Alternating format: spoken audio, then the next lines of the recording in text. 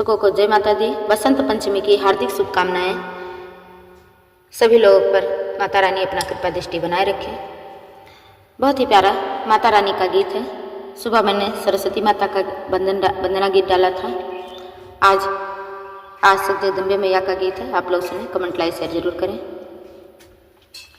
बिंद्राचल भवानी सुनी लटे वाली, बिंद्राचल भवानी सुनी लटे वाली, कहवा मैया तोरा जलम भैया है, हमा मैया तोरा जलम भय है, कहवा जाई के समानी, कहवा जाई के समानी सुनी लटे वाली, कहवा जाई के समानी सुनी लटे वाली, बिंद्राचल भवानी सुनी लटे वाली, हिंगे लाज मैरा जलम भैया है, हिंगे लाज मोरा जलम भय है, पाटन जाई के समानी, पाटन जाई के समानी सुनी लटे वाली,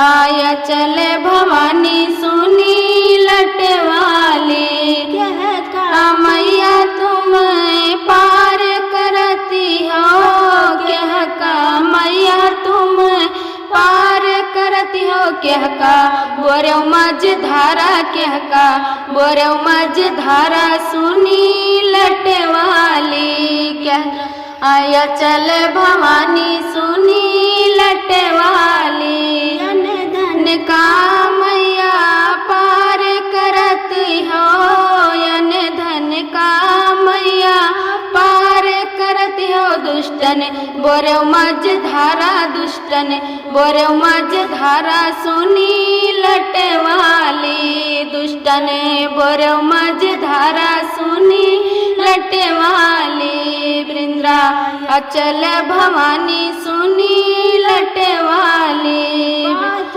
कुंवारी मूरति होई निकलियो, पाथर फुआरी मूरत होई निकलियो, लाले ध्वजा फहरायो, लाले ध्वजा फहरायो सुनी लटे वाली, लाले ध्वजा फहरायो सुनी लटे वाली, बिंद्राचल भवानी सुनी लटे वाली।